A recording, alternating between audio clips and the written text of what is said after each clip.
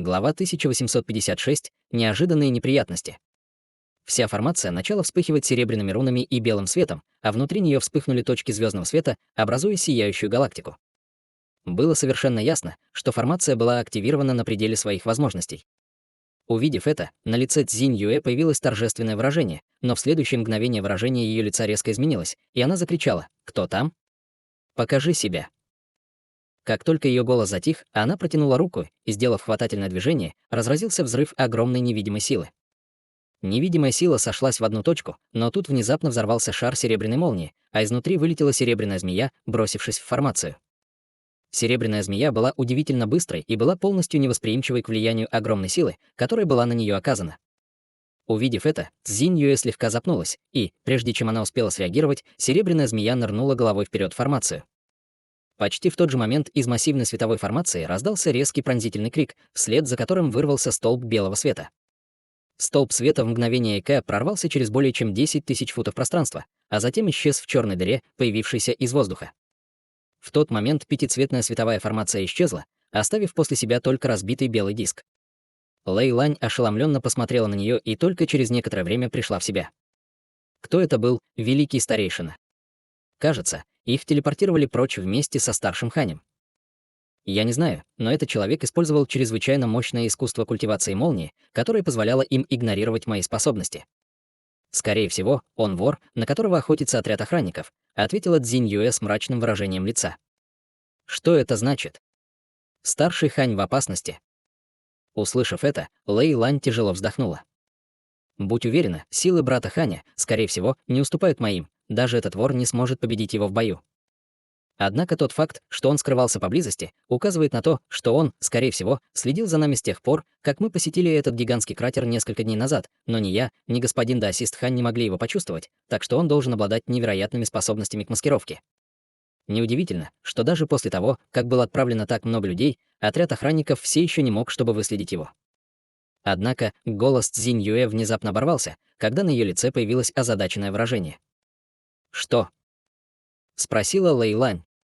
Аура этого человека была довольно странной. Казалось, она была смешана со звериной аурой, которая напоминает ауру молниеносного сокола из первозданного мира, но не была идентична ей, нерешительно объяснил Цзинь Юэ. Звериная аура. Может, она принадлежит духовному зверю, которым он владеет? Спросила Лэй Лань. Я так не думаю. Аура была полностью интегрирована с его аурой, и они больше походили на составные части целого, чем на две отдельные сущности. В любом случае, мы достигли нашей цели, так что давай покинем это место. Мы пришли сюда под видом, что ты собирались культивировать в ледяной области, поэтому мы должны пойти туда, чтобы избежать подозрений.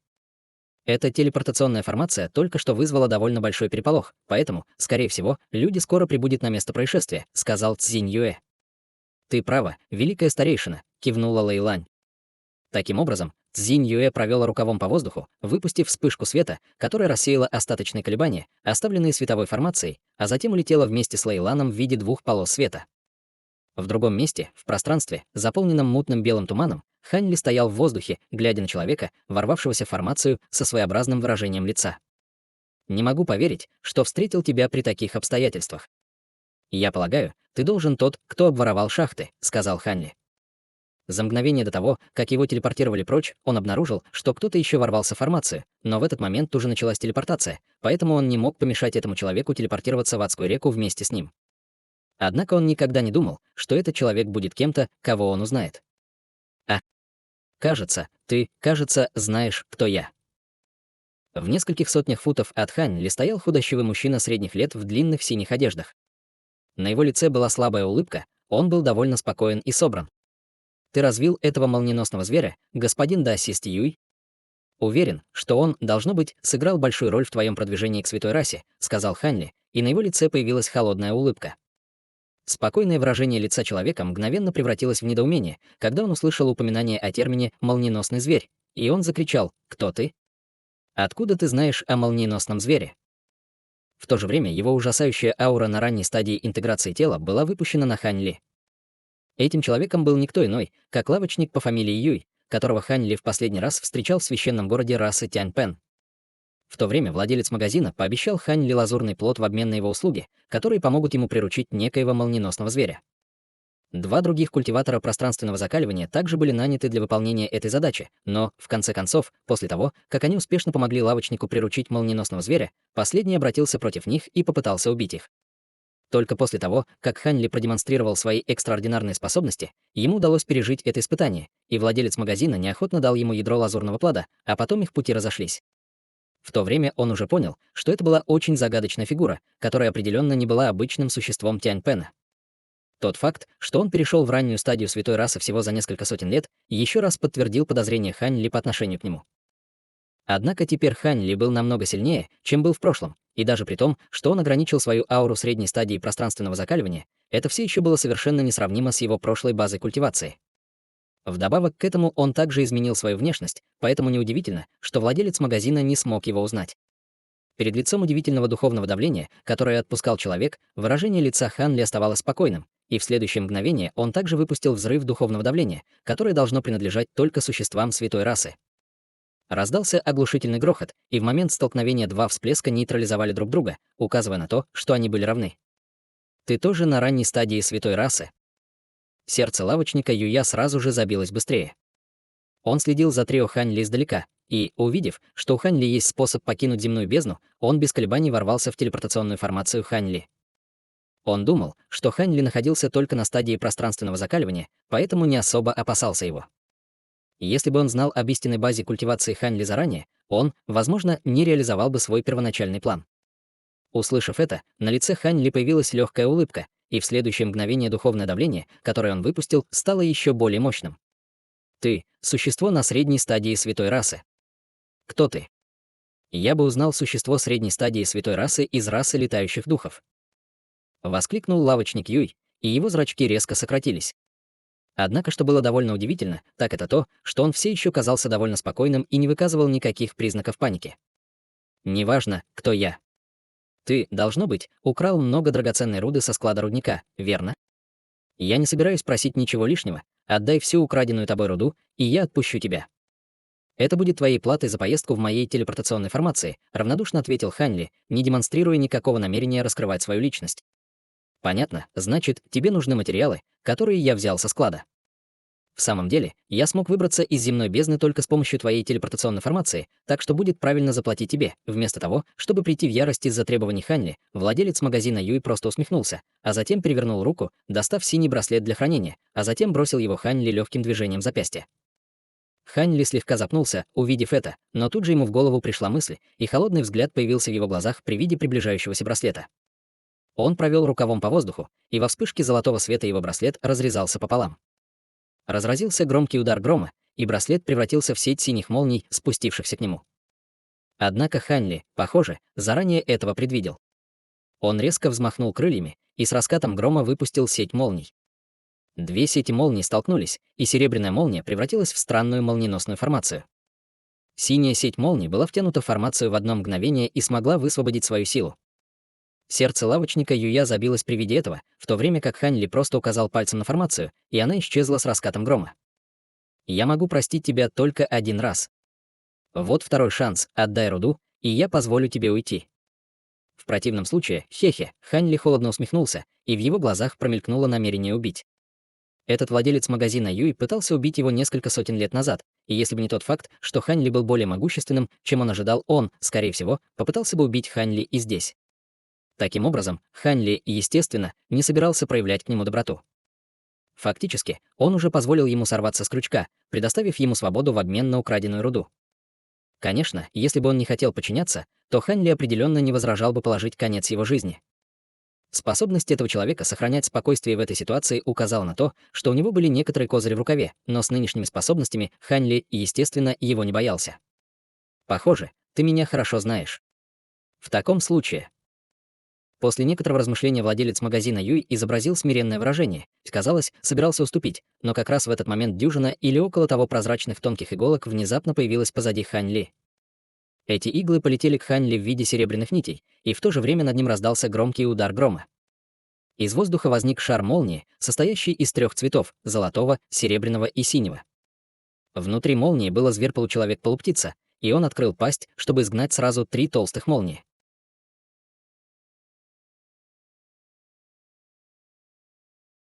Глава 1857. Ожесточенная битва. Часть 1. Холодный свет промелькнул в глазах Ханли, и его тело расплылось, оставив лишь остаточное изображение, сквозь которое могли пройти серебряные нити. Сразу после этого над его головой вспыхнул яркий золотой свет, и появилась золотая проекция с 3 головами и 6 руками.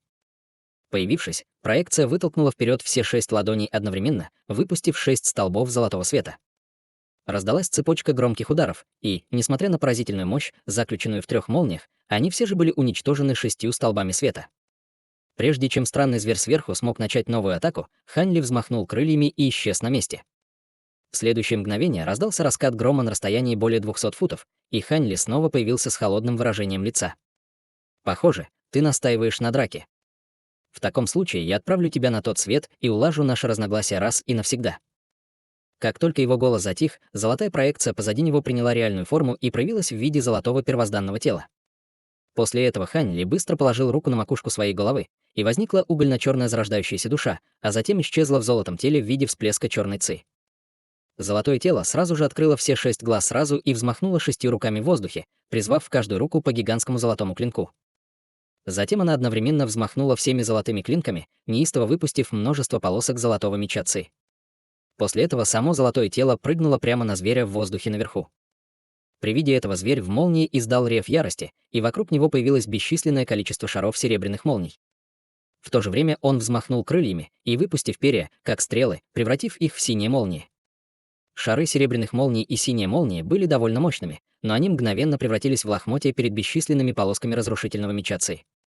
Золотое тело мгновенно появилось прямо перед чудовищем, и все его 6 лезвий превратились в золотые светящиеся шары размером с колесо телеги, устремившиеся прямо на зверя.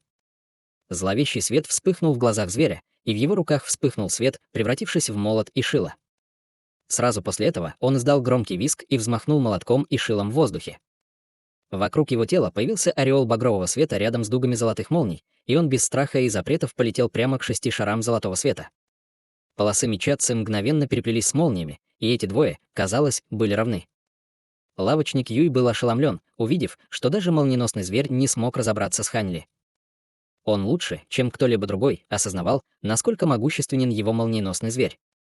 Молния, выпущенная этим чудовищем, казалась вполне обычной, но на самом деле каждая молния была способна убить культиватора пространственного закаливания. Члены отряда охранников, которым удалось преследовать его на 3-м уровне земной бездны, были убиты никем иным, как этим молниеносным зверем. Несмотря на свое удивление, он сразу же скрепил руки между собой, спрятав их в рукаве. В то же время позади него раздался глухой удар, и вспыхнула вспышка пятицветного света, превратившись в гигантскую проекцию павлина. «Ты существо 5 цветов». Ханли был несколько ошеломлен, увидев это. «Хе-хе, почему бы тебе не прийти и не убедиться лично?» — холодно хмыкнул лавочник Юй, когда проекция павлина превратился в яркое море пятицветного света, которое издалека хлынуло на Ханли. Пространство вслед за морем пятицветного света яростно искривлялось, словно угрожало превратить все небо в пещеру. В то же время серебряные нити, которые ранее не попали в Ханли, снова взлетели, растворившись в воздухе в мгновение ика. При виде этого выражения лица Ханли и в его глазах вспыхнул синий свет, после чего фиолетовый свет вырвался из его тела. Затем яркая зеленая фигура отделилась от него и встала прямо позади него. Дюжина или около того серебряных нитей вылетела в воздух и вошла прямо в зеленую фигуру, но это было так, словно они попали в мертвое бревно. В этот момент духовный свет, исходящий от тела зеленой фигуры, исчез, раскрыв зеленокожего Ханли с фиолетовыми узорами по всему телу. Естественно, это было духовное тело, которое Ханли вырастил с помощью бессмертной Зойзии. Регулярно питаясь зеленой жидкостью из таинственного маленького пузырька, духовное тело теперь обладало способностями на ранней стадии интеграции тела. Более того, он был на пике ранней стадии интеграции тела и был всего в одном шаге от перехода к средней стадии. Вдобавок ко всему, после достижения стадии интеграции тела, это духовное тело приобрело несколько невероятных способностей, так что теперь оно стало одним из козырей Ханли. Ханли немедленно высвободил немного своего духовного чутья, чтобы контролировать духовное тело, и ему очень хотелось увидеть, на что оно способно в битве. После того, как серебряные нити вонзились в духовное тело, они оказались дюжиной или около того серебряных игл. Однако кожа на духовном теле вокруг участков, в которые попали серебряные иглы, стала полностью черной, и из пораженной области исходил отвратительный запах. Эти серебряные иглы явно были чрезвычайно ядовитыми и яростно извивались, пытаясь проникнуть еще глубже в грудь духовного тела. Однако зеленокожий Ханли просто холодно хмыкнул, и на его груди внезапно появился слой пурпурных узоров, из-за чего кожа там стала серого цвета. В результате иглы не могли продвигаться дальше, и это выглядело так, как если бы они были зажаты стеной из железа и стали. Сразу после этого зеленокожий Хань Ли опустил голову и выдал вспышку зеленого света вместе с ароматным дыханием на свою грудь. Затем последовала удивительная сцена.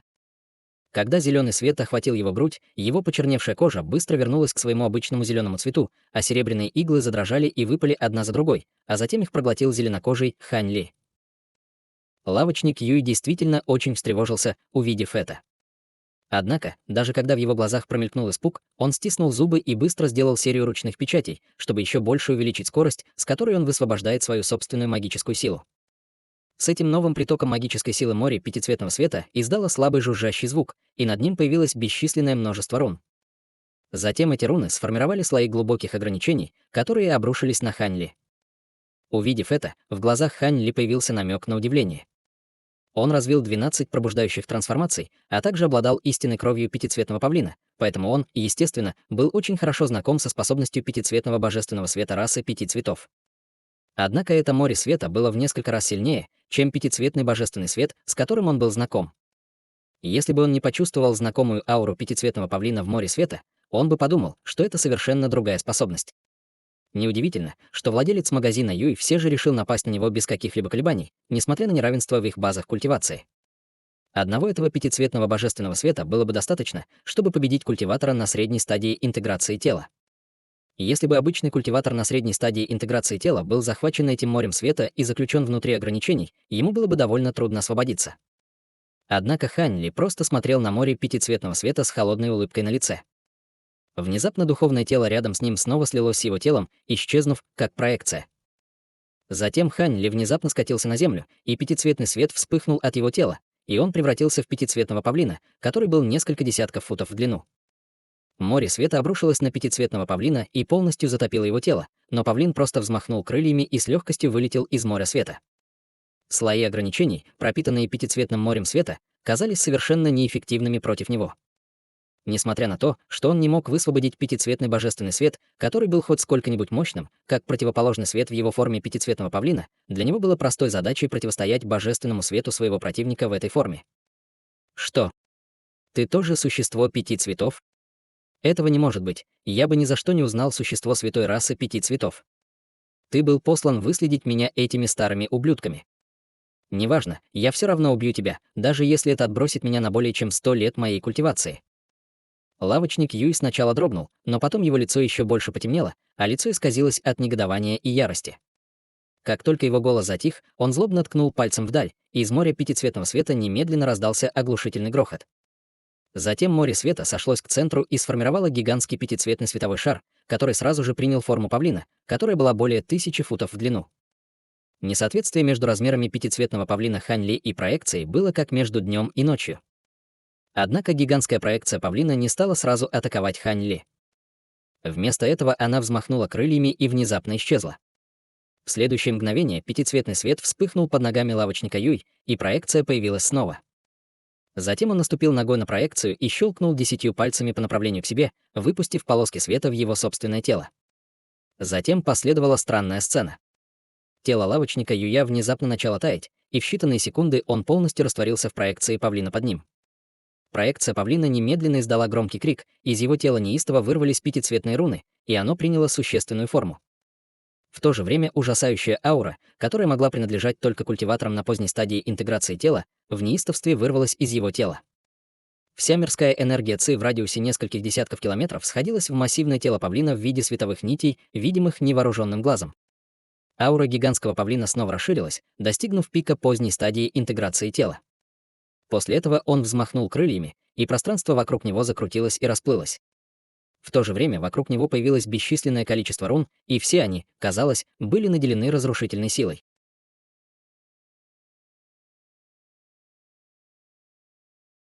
Глава 1858. Ожесточенная битва. Часть 2. При виде этого Хань Ли резко вздохнул. Пятицветный божественный свет, который выпустил лавочник Юй, был не только чрезвычайно мощным. Теперь, когда он слился как единое целое с проекцией павлина, его база культивации выросла на 2 уровня. Это было просто потрясающе. Похоже, Именно поэтому он смог оставаться таким спокойным перед лицом Хань Ли. Если бы обычный культиватор на средней стадии интеграции тела столкнулся с чем-то вроде этого, даже выживание стало бы проблемой, не говоря уже об убийстве лавочника Юэ. Однако, несмотря на его изумление, Хань Ли нисколько не боялся. Раз владелец магазина Юй показал свой козырь, он, естественно, был полон решимости убить Хань Ли, поэтому, даже если Хань Ли сейчас предложит перемирие, оно наверняка будет отклонено. Я впечатлен. Похоже, мне также нужно вытащить несколько трюков из рукава, чтобы соответствовать тебе. Раздался холодный голос, когда павлинье тело Хань Ли внезапно окутал шар золотого света. Сразу после этого во вспышке золотого света на месте павлина появилось другое огромное существо. Это была гигантская золотая обезьяна с мерцающим золотым мехом и парой массивных ярких пронзительных глаз. Перед лицом этого грозного противника Хань Ли превратился в гигантскую горную обезьяну, которая была его самой мощной формой среди 12 пробужденных трансформаций. В этой гигантской обезьяне он достигал более 1000 футов в высоту, а ее конечности были подобны гигантским столбам. Она развела руками, и они походили на огромные навесы, злобно качнувшись к пятицветному павлину внизу. Последовательно прогремела пара взрывов, и две гигантские ладони рухнули с огромной силой. Лавочник Юй был, естественно, ошеломлен этим, и пятицветный божественный свет немедленно закрутился вокруг него, образуя световой барьер, который встал на пути гигантских ладоней. Пятицветный божественный свет был чрезвычайно глубоким, и при нормальных обстоятельствах он должен был легко нейтрализовать атаку грубой силы, подобную этой. Однако огромная сила гигантской горной обезьяны с самого начала была одной из врожденных способностей обезьяны, и она была гораздо более мощной, чем мог вообразить лавочник Юй. После пары громких ударов пятицветный световой барьер яростно задрожал, и обе его части начали рушиться в унисон. После нескольких ярких вспышек света барьер тоже начал рушиться. Лавочник Юй был очень поражен этим, но, естественно, он не собирался просто стоять на месте и тут же взмахнул крыльями без каких-либо колебаний. Пятицветные руны мгновенно вспыхнули вокруг его гигантского павлиньего тела, после чего он мгновенно исчез на месте. Голубой свет промелькнул в глазах гигантской золотой обезьяны, и она, увидев это, резко топнула обеими своими массивными ногами и растворилась в воздухе. В следующее мгновение пространственные колебания вспыхнули на расстоянии нескольких тысяч футов, и павлин снова появился. Однако почти в тот же самый момент над ним вспыхнул золотой свет, и гигантская обезьяна также шагнула из воздуха, немедленно отправив оба своих массивных кулака злобным ударом вниз. На пятицветного павлина сразу же обрушился ливень из проявившего бесчисленного количества проекций кулаков. Золотые ударные волны, выпущенные проекциями кулаков, окрасили окружающее пространство в золотой цвет, и в то же время пространство между двумя гигантскими чудовищами начало сильно искажаться и дрожать, как будто оно было на грани разрыва. Пятицветный павлин был чрезвычайно огромного роста, но мог чрезвычайно быстро реагировать. Прокричав, вокруг его тела появился пятицветный духовный свет, образуя бесчисленное количество ярких световых щитов, каждый из которых был размером всего около фута. Эти щиты, сложенные друг на друга для защиты гигантского павлина, были атакованы неудержимыми проекциями золотых кулаков и смогли разбить менее половины щитов, пока те совсем не исчезли. Сразу после этого пятицветный павлин издал еще один резкий крик, и оставшиеся световые щиты превратились в бесчисленные пятицветные летающие мечи, каждый из которых оказался чрезвычайно острыми. Как только эти летающие мечи обрели форму, они немедленно устремились в сторону гигантской обезьяны, как полосыца меча, и казалось, что обезьяна находится в серьезной опасности. Намек ярости появился на лице массивной обезьяны при виде того, что проекции ее кулаков были отброшены, и ее ярость только усилилась при виде приближающейся волны пятицветного меча Ци. Она яростно забила в грудь, издавая громовой рев ярости, и с каждым ударом его груди раздавался металлический звук, а золотой свет вокруг его тела становился ярче и отчетливее. После 3 последовательных ударов мех гигантской обезьяны встал дыбом, как шипы дикобраза, и из ее тела вышли 3 слоя золотого света. Мало того, что эти 3 слоя света были чрезвычайно плотными, на их поверхностях было разбросано бесчисленное количество золотых рун, создавая довольно загадочное зрелище. Это была мощная защитная способность, которую Хань Ли изучил после достижения средней стадии интеграции тела. Ее можно было использовать только тогда, когда он был в форме гигантской горной обезьяны, и она была не менее мощная, чем легендарная буддийская секретная техника круг ваджры. Как только 3 слоя золотого света обрели форму, на них напали полосы пятицветного меча Ци. Золотые световые барьеры сразу же засветились еще ярче, испуская мерцающий свет, а также издавая всплески жужжащих звуков. Летящие мечи, образованные пятицветным божественным светом, были поистине необычными. Они оставляли длинные белые следы в пространстве, и, достигнув золотых световых барьеров, они быстро уничтожали золотые руны внутри барьеров. Несмотря на то, что большая часть ци-меча была нейтрализована световыми барьерами, все еще оставалось более 100 полос пятицветной ци-меча, которые прорывались и злобно врезались в тело гигантской обезьяны. Однако последующие сцены полностью ошеломили пятицветного павлина. Над телом гигантской золотой обезьяны появился еще один слой золотого света, и он казался несокрушимой крепостью, отталкивая или уничтожая все ударяющие ее полосыцы меча. В результате гигантская обезьяна осталась совершенно невредимой, холодно хмыкнув, взмахнула мохнатыми руками в воздухе. Внезапно небольшая часть его рук исчезла, и в следующее мгновение пространственные колебания вспыхнули по обе стороны от пятицветного павлина. Сразу после этого две огромные золотые руки потянулись из воздуха, схватившись за крылья павлина, как молния. Сердце гигантского павлина содрогнулось, увидев это, но он не испугался ни капли, а только холодно фыркнул. Взмахнув своими гигантскими крыльями, во вспышке духовного света они превратились в пару пятицветных гигантских клинков. Поверхности двух клинков были чрезвычайно яркими и напоминали несравненно острое божественное оружие, злобно набросившись на две гигантские золотые руки в ответ. Обе руки, казалось, совершенно не беспокоили массивные лезвия, и они сжались в кулаки, мгновенно ударив по гигантским лезвиям. Раздалось два громких удара, и во вспышке пронзительного света гигантские лезвия столкнулись с огромными кулаками. В воздухе словно появилась пара сияющих солнц. Тело пятицветного павлина сильно вздрогнуло и отскочило назад. Только после того, как он отлетел более чем на 1000 футов, ему едва удалось остановить собственный импульс, расправив крылья. Хотя он, казалось, остался в основном невредимым, его глаза были полны изумления. Напротив, гигантская золотая обезьяна наверху просто слегка покачнулась и поймала равновесие. Было совершенно ясно, что обезьяна одержала решающую победу во время этого столкновения. Однако это не было большим сюрпризом. Среди всех истинных духов гигантская горная обезьяна была известна своим мощным физическим телом и необычайной силой. Пятицветный павлин был не менее известен, чем гигантская горная обезьяна, но он был более известен своим пятицветным божественным светом. В соревновании чистой силы он не мог сравниться с гигантской горной обезьяной. Воспользовавшись нестабильностью павлина, гигантская обезьяна издала низкий рык и устремилась к нему, как молния. Однако по пути тело обезьяны внезапно расплылось и растворилось в воздухе. Пятицветный павлин только что смог найти свою опору, и в его глазах сразу же появилось выражение шока и ярости, и бесчисленные пятицветные руны снова вырвались из его тела. Казалось, павлин вот-вот проявит какую-то мощную способность, но было уже поздно.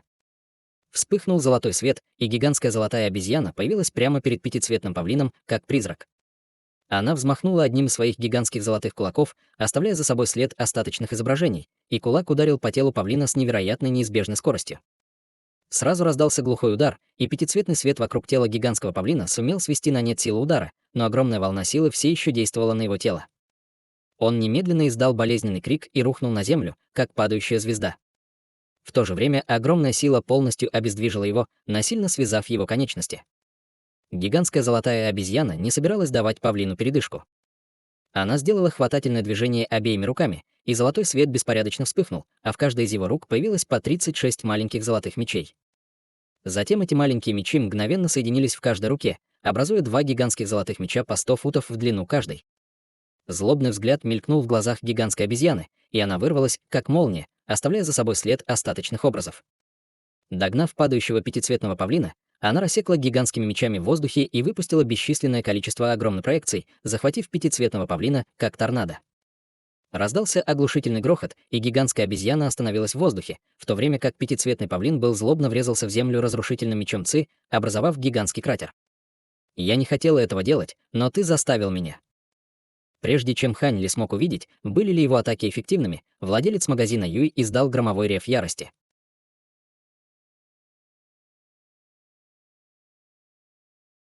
Глава 1859. Ожесточенная битва.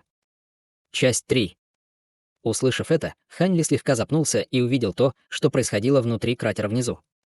Пятицветный павлин лежал в кратере когтями вверх, в небо, а его перья были в полном беспорядке, и многие из них были оторваны. Однако было совершенно ясно, что сам павлин не получил больших повреждений. В следующее мгновение он начал повторять сложное заклинание, и все вращающиеся вокруг него пятицветные руны внезапно сошлись в одном месте.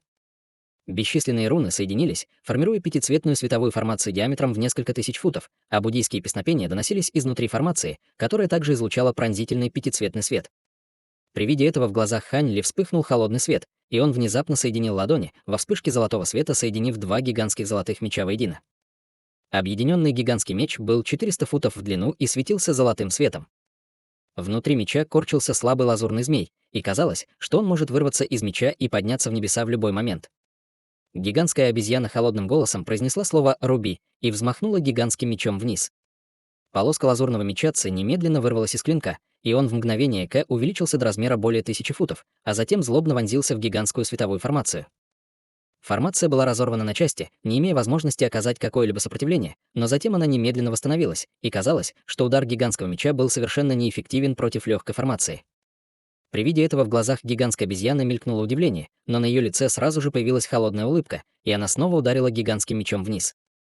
Обладая богатым боевым опытом, Хань Ли, он, естественно, осознавал, что световая формация определенно не была действительно неразрушимой, ему просто придется атаковать ее еще несколько раз.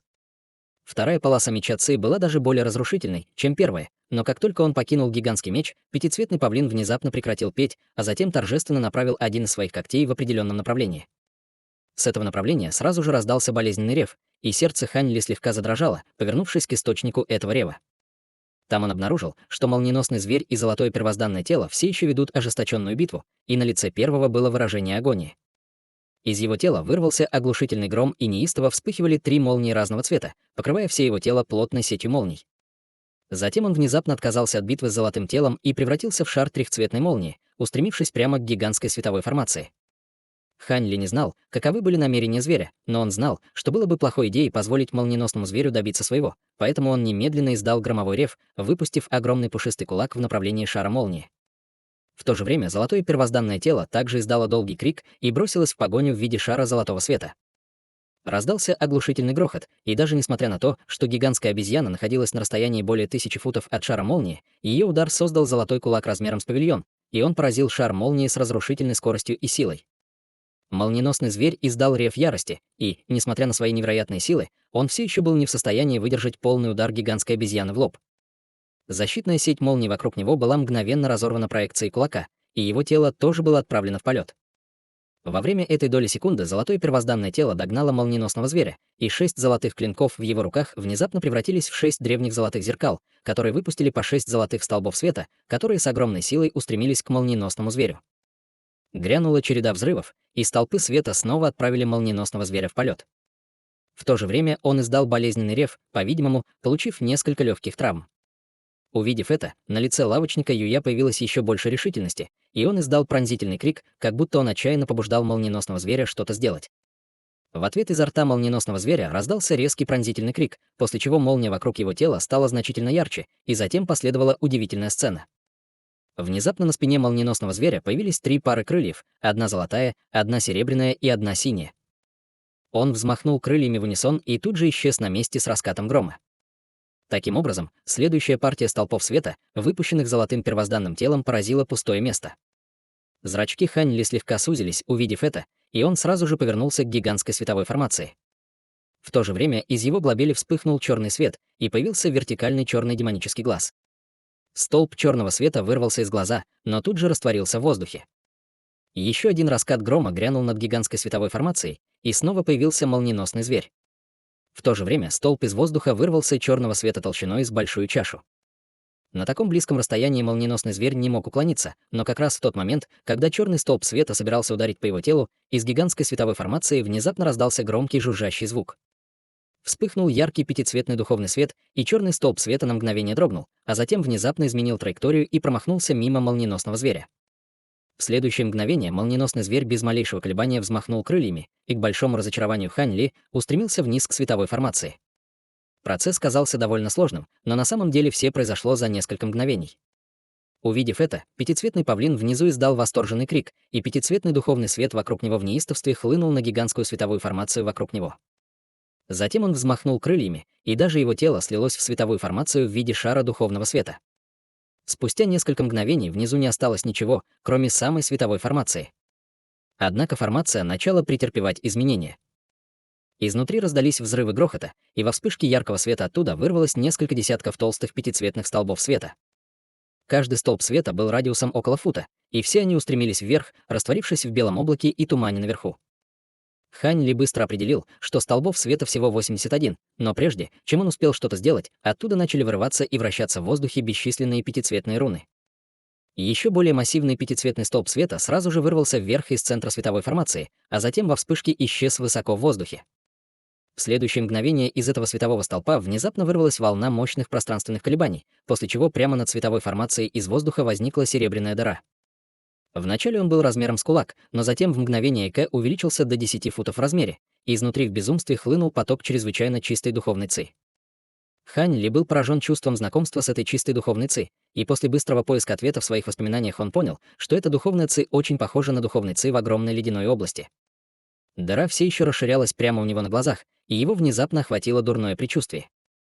Он немедленно взмахнул своим гигантским золотым мечом в воздухе без каких-либо колебаний, и бесчисленные полосы золотого меча с размером с ладонь устремились к серебряной дыре, отчаянно пытаясь разрушить ее.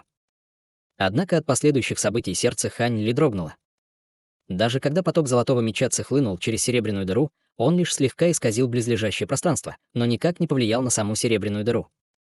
Более того, из серебряной дыры внезапно раздался громкий грохот, после чего изнутри вырвался серебряный столб света, а затем погрузился прямо в гигантскую световую формацию внизу. Сверкающий свет мгновенно вырвался из грохочущей световой формации, и руны всех цветов поднялись вверх, в то время как сама формация начала неистово расширяться. Затем серебряный столб света внезапно исчез, как и серебряное отверстие, и в этот момент формация увеличилась более чем в 10 раз по сравнению с первоначальным размером. Пятицветный духовный свет, исходящий от нее, распространился по всему небу, создавая чрезвычайно яркое зрелище. В то же время тревожные рыдания женщин и детей доносились из центра формации, поражая слушателя чувством дезориентации. Выражение лица Хань Ли резко изменилось, услышав это, не потому, что он был затронут этим странным звуком, а вместо этого из-за леденящего по спине ощущения опасности, которое внезапно поразило его. Он чувствовал вполне реальную угрозу, которая могла положить конец его жизни здесь и сейчас. Дерьмо. Сердце Хань Ли упало еще больше, и золотое первозданное тело мгновенно исчезло по его воле, а затем внезапно появилось рядом с ним. Затем он одновременно поднял все 6 рук, и в каждой из его 6 ладоней появился золотой шар света. Шары золотого света собрались перед его грудью, образуя золотой вихрь размером с голову. В то же время 3 головы золотого тела начали повторять 3 разных типа заклинаний, которые накладывались друг на друга, и из вихря стали доноситься буддийские песнопения вместе с громкими раскатами грома. Затем вихрь быстро расширился в несколько раз по сравнению с первоначальным размером и начал быстро вращаться. Внутри вихря можно было увидеть пятнышки духовного света, похожие на свет звезд, и Хань Ли крикнул «Вперед!». Золотое тело немедленно бросило золотой вихрь вниз к световой формации по его команде, и как только вихрь покинул его руки, он снова резко увеличился до более чем 100 футов в мгновение К, не подавая никаких признаков того, что остановится на достигнутом. Прямо перед тем, как вихрь собирался коснуться пятицветной формации, он расширился до Золотого моря с радиусом более 1000 футов. Из вихря вырвался взрыв огромной невидимой силы, заставив даже близлежащее пространство сильно искривляться и деформироваться. Это был первый раз, когда Хань Ли выпустил вращающийся золотой свет, используя всю силу своего золотого первозданного тела после того, как он достиг средней стадии интеграции тела, и он был настолько мощным, что удивил даже его самого. После сокрушительного удара Земли золотой вихрь поразил гигантскую световую формацию разрушительной силой.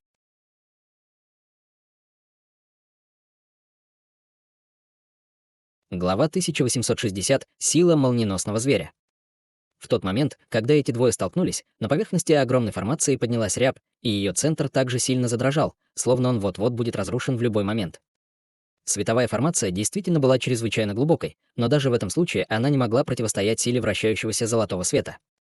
Увидев это, на лице Хань Ли появился намек на восторг, но выражение на его лице быстро изменилось, поскольку в следующее мгновение странный рыдающий звук, исходящий из центра световой формации, внезапно стал громче. Сразу после этого все 81 огромные световой столпы задрожали и рухнули.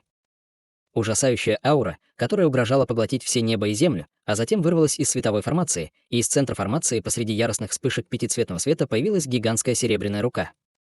Затем серебряная рука раздвинула 5 пальцев и медленно подняла золотой вихрь, совершенно не подверженный влиянию огромной силы, исходящей изнутри вихря. Лицо Хань Ли сразу же побледнело, увидев эту ужасающую ауру. Невозможно. Эта аура принадлежит существу стадии Великого Вознесения. В этом мире не может существовать такой абсурдно могущественной способности. Как только его голос затих, рыдания, доносившиеся из световой формации, внезапно оборвались, и сама формация рухнула словно иллюзия. В центре того места, где была формация, теперь стояло гигантское существо размером 4000 футов. У него было 2 головы и 8 крыльев, верхняя часть тела была человекоподобной, а нижняя — птичьей. 2 головы принадлежали молниеносному зверю и лавочнику Юю. 8 крыльев на его спине также состояли из 6 оригинальных крыльев молниеносного зверя, а также из крыльев пятицветного павлина. Еще более грозным было то, что вокруг его тела вращались пятицветные молнии, и в свете этой молнии существо выглядело еще более зловещим и устрашающим. Голова, принадлежавшая лавочнику Юю, захихикала, а серебряная рука, несущая золотой вихрь, внезапно выпустила поток пятицветных молний. Раздался сокрушительный удар грома, и золотой вихрь был разорван в клочья бесчисленными разрядами пятицветных молний. Внезапно на 3 лицах золотого первозданного тела появилось испуганное выражение, и сразу после этого вокруг его тела вспыхнул золотой свет, и оно издало приглушенный стон, неустойчиво покачиваясь. Было совершенно ясно, что разрушение вращающегося золотого света, которое он выпустил, нанесло ответный удар по золотому телу. К счастью, обратная реакция затронула только золотое тело, и Хань Ли остался невредимым, но даже в этом случае он чувствовал себя еще более удивленным, поскольку теперь он мог подтвердить, что это гигантское существо действительно обладало способностями стадии Великого Вознесения. В противном случае даже существо, находящееся на пике стадии интеграции тела, не смогло бы так легко разорвать вращающийся золотой свет. Таким образом, мысли о побеге с места происшествия сразу же закрались в голову Хань Ли. Несмотря на то, что у него все еще были козыри в рукаве, он определенно не был настолько наивен, чтобы думать, что сможет противостоять существу на стадии Великого Вознесения. Однако он отказался от этой мысли, как только она появилась у него в голове. У этого огромного существа было 8 пар крыльев, и оно могло управлять этой странной пятицветной молнией, так что оно определенно обладало мощными приемами передвижения. Таким образом, шансы, что Хань Ли сможет убежать от него, были очень малы. Прежде чем кудахтанье гигантского зверя прекратилось, Хань Ли принял решение. Он быстро сделал печать заклинания, и позади него раздался громкий раскат грома, и на его спине появилась пара полупрозрачных крыльев. По взмаху его крыльев, под его гигантскими обезьяньими ногами начали появляться и взрывать один за другим шары серебряных молний. Во вспышках серебряных молний образовалась гигантская молниеносная формация. Хань Ли был окутан бесчисленными ударами молний, и его гигантское обезьянье тело начало расплываться, готовясь телепортироваться прочь. Однако в следующее мгновение выражение его лица резко изменилось. Двуглавое существо внизу внезапно издало громкий крик, а затем взмахнуло своими 8 крыльями, и из его тела вырвалась огромная волна силы законов природы, мгновенно охватив радиус около 10 километров. Почти в тот же момент свет, исходящие молнии от формации под гигантской обезьяной, мгновенно исчезли, и телепортация была прервана. Увидев это, Хань Ли сразу же резко вздохнул. В этот момент лавочник Юй повернулся к гигантской обезьяне с холодным насмешливым выражением лица и усмехнулся.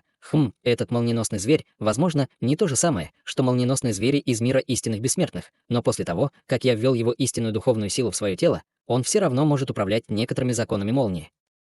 Ты сам себе роешь могилу, используя молнии в моем присутствии.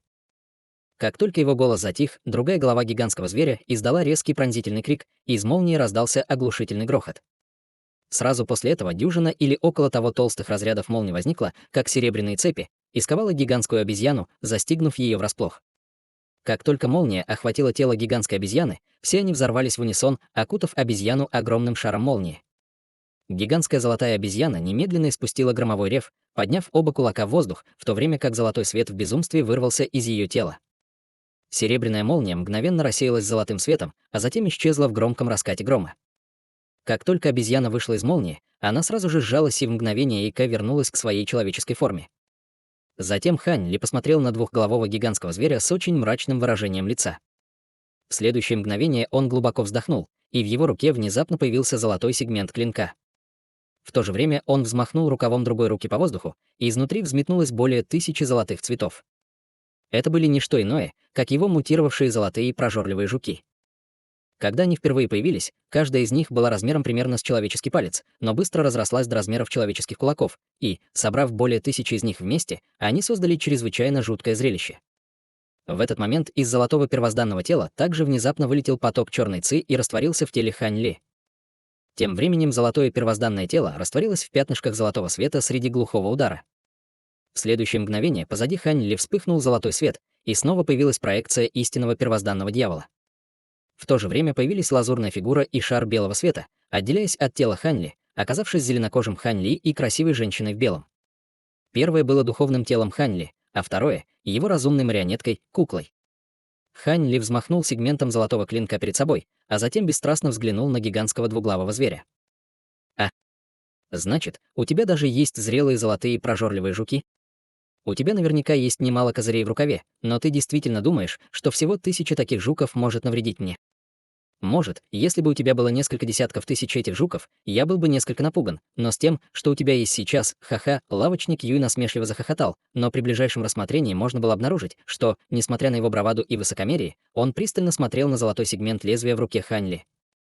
Несмотря на то, что Хань Ли еще не вложил свою силу в сегмент глубокого небесного клинка, владелец магазина Юй все еще чувствовал, что это был необычный предмет из-за его способности ощущать силу законов природы. Конечно, ничто из этого не могло ускользнуть от внимания Хань Ли, и хотя выражение его лица осталось неизменным, он был очень огорчен, увидев это. Изначально он планировал использовать этот сегмент клинка как козырную карту для внезапной атаки, но теперь, когда его противник явно проявлял настороженность по отношению к нему, шансы на успех этого плана были значительно уменьшены. Однако его противник никак не мог знать, что у него действительно были десятки тысяч золотых прожорливых жуков, а также высший небесный духовный меч, который был запечатан в его руке.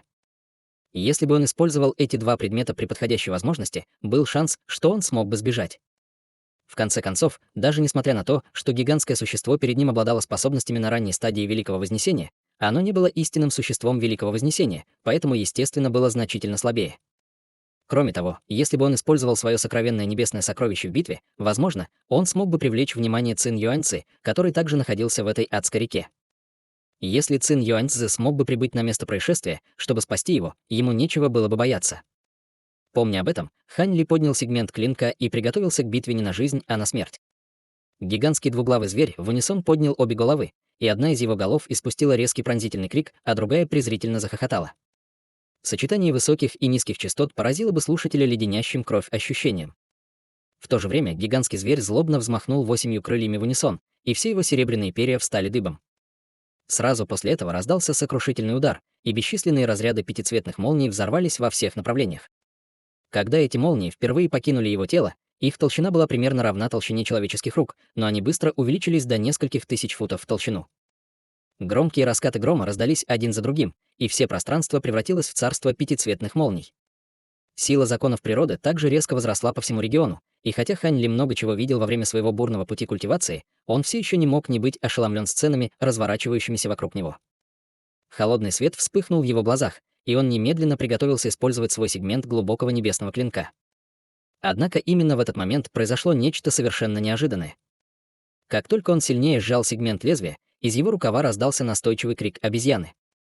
Сразу после этого вспыхнул черный свет, и из браслета для хранения духовного зверя вырвался черный дух, а затем в мгновение ока ворвался в область молний впереди. Двуглавый гигантский зверь был несколько озадачен этим.